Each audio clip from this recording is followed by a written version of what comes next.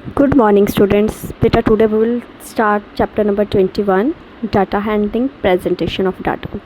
देखिए इस चैप्टर में क्या है कि हमारे पास डाटा दिया होगा। जैसे मैं आपको बोलूँ कि 6th क्लास है तो आपका मैंने टेस्ट लिया कोई भी, उसमें आपके जो मार्क्स आए, ठीक है, तो वो जो मार्क्स आए वो एक तरह से डाटा है। मैं किसी स्टूडेंट की ड्यूटी लगा दूँ कि आपने वो marks roll number wise marks लिखने हैं।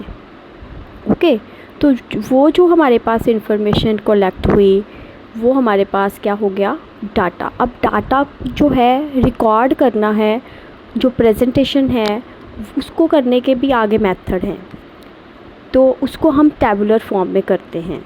तो देखिए अब इसको हम कैसे करेंगे, जैसे serial order of alphabetic order, ascending order, descending order. देखिए अब आपको ये एग्जांपल दी कि 50 मार्क्स का टेस्ट हुआ 8th क्लास का, स्टूडेंट्स कितने हैं 30।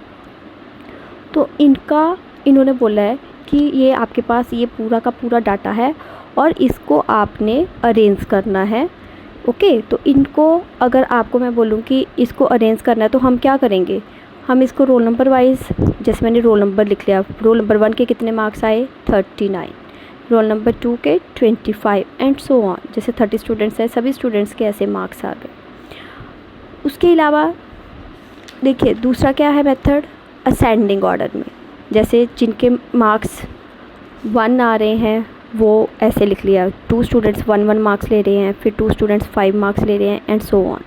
अगर डिसेंडिंग ऑर्डर में किया, जैसे डिसेंडिंग ऑर्डर में सबसे पहले बड़ा नंबर लिख लिया, 41 मार्क्स ले रहे हैं 3 स्टूडेंट्स, देन 40, देन 39। ये जो है इससे हमें इंफॉर्मेशन एक्यूरेट नहीं मिलती। अब अगर हम इसी इंफॉर्मेशन को अगर हम फ्रीक्वेंसी डिस्ट्रीब्यूशन टेबल बना के शो करें, अब देखिए अगर हम ये बोले कि 1 मार्क्स कितने स्टूडेंट्स ले रहे हैं तो हम बोलेंगे 2 स्टूडेंट्स ने लिया। हमें साफ पता चल रहा है कि 1 मार्क्स जो हैं 2 स्टूडेंट्स को मिल रहे हैं। 5 मार्क्स कितने स्टूडेंट्स ले रहे हैं 2। देखिए ऐसे हमने इंफॉर्मेशन कलेक्ट की, ईज़िली हमें पता चल गया कि 1 मार्क्स इतने स्टूडेंट्स को मिल रहे हैं। 10 मार्क्स कितने स्टूडेंट्स ले रहे हैं 1 मार्क्स 1 स्टूडेंट ले रहे हैं एंड सो ऑन। तो इसको जो है हम इस फॉर्म में जो जब करते हैं तो हमारे पास सबसे पहले जो है इसमें जैसे हमने मार्क्स जो है पहले असेंडिंग ऑर्डर में लिख लिए, उसके बाद हमने टैली मार्क्स लिख लिए, ठीक है, जो इन्फॉर्मेशन दी होगी, जैसे 1 मार्क्स कितने स्टूडेंट्स ले रहे हैं 2, उसके बाद नंबर ऑफ़ स्टूडेंट्स, यहाँ पे हो गया फ्रीक्वेंसी। देखिए नेक्स्ट पेज में नंबर ऑफ़ चिल्ड्रन है, जैसे 1 2 3 4 5, टैली मार्क्स शो कर दिया, देन फ्रीक्वेंसी शो कर दी।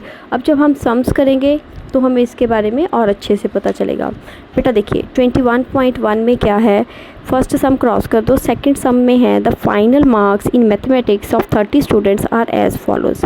30 स्टूडेंट्स के मार्क्स आपको गिवन है, कोई स्टूडेंट 53 मार्क्स ले रहा है, कोई 61 ले रहा है, कोई 48, कोई 60 एंड सो ऑन। तो इन्होंने क्या बोला है, arrange these marks in ascending order. ये मार्क्स आपने असेंडिंग ऑर्डर में लिखने हैं सबसे पहले। तो सबसे पहले हम क्या करेंगे, ये वाले मार्क्स मैंने असेंडिंग ऑर्डर में लिख दिए, ठीक है, smallest marks then highest marks. Okay, 37 39 44 ये आप सारे ऐसे मार्क्स लिख लोगे। ओके, ये हमारा हो गया फर्स्ट पार्ट, फर्स्ट का ए पार्ट। ओके, उसके बाद देखिए बेटा उसके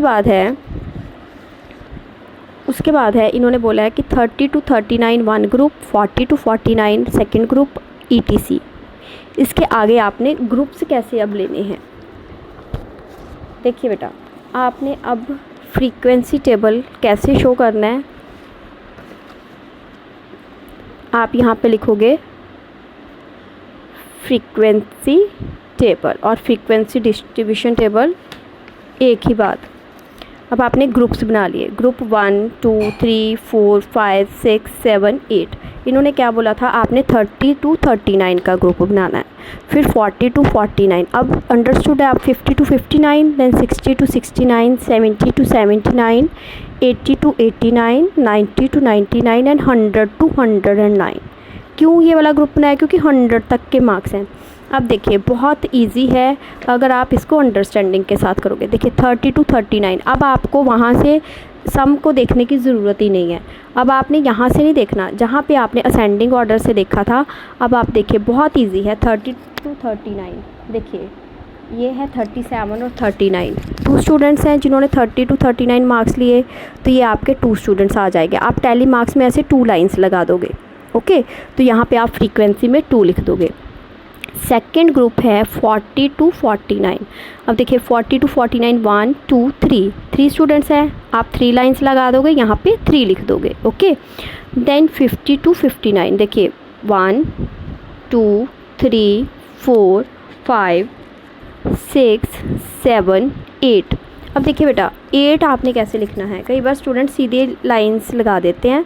आपने जैसे 1 2 3 4, उसके बाद ऐसे ये हो गई 5, ओके। देन 6 7 8। अब देखिए 1 2 3 4 5 6 7 8, यहाँ पे 8 लिख दिया।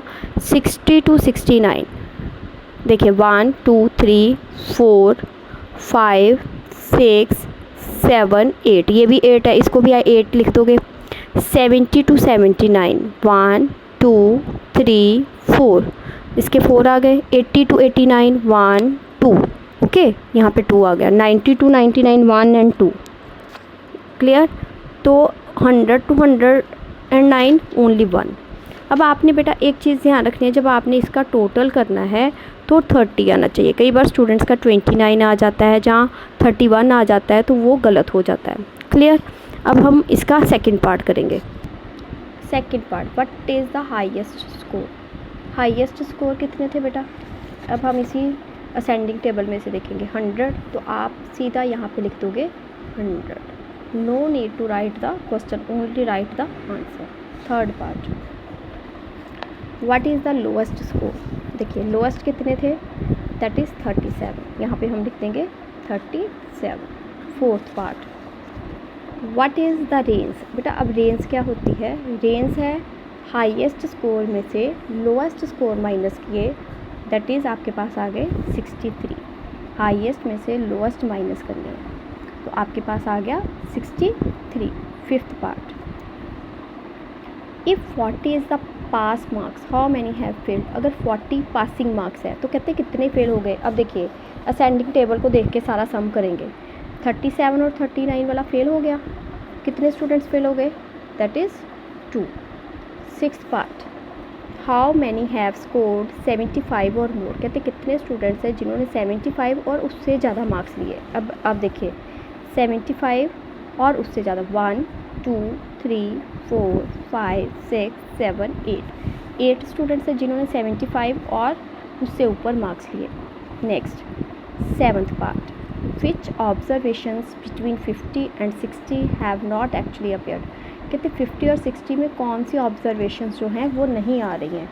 देखिए 50 और 60 में 50 आ रहा है, ठीक है, 51 नहीं आ रहा, जो नहीं आ रहा है वो हमने वो लिखना है। 52 आ रहा है, 53 आ रहा है, 54 नहीं आ रहा, 55 आ रहा है, 56 57 नहीं आ रहा, 58 59 60, बस ये 3 51 54 और 57 नहीं आ रहा। Now come to the 8th part बेटा, how many have scored less than 50। 50 से कम कितने स्टूडेंट्स हैं, ये 50 है, इससे पीछे वाले 1 2 3 4 5 कितने स्टूडेंट्स हैं, that is 5। Now come to the sum number 2। बेटा come to the second third sum, the weight of new born babies in kg in a hospital on a particular day are as follows. आपको new born babies के weight दिए, देखिए 15 babies हैं, किसी baby का wait है 2.3, किसी का 2.2 2.1 and so on, okay. Rearrange the weight in descending order. पहले सम में था असेंडिंग, अब है डिसेंडिंग। डिसेंडिंग मीन्स सबसे पहले आपने ग्रेटेस्ट नंबर लिखना है, दैट इज़ ग्रेटेस्ट वेट आपने लिखना है। देखिए सबसे पहले हम लिखेंगे 3.1 3.0 2.9 again 2.9 2.8 again 2.8 2.7 2.7 2.6 2.5 2.5 2.4 2.3 2.2 and 2.1। After that you will count all the numbers कि ये 15 आ रहे हैं। अगर कोई छूट जाता है तो आपको पता चल जाएगा, आप फिर से उसको देखोगे।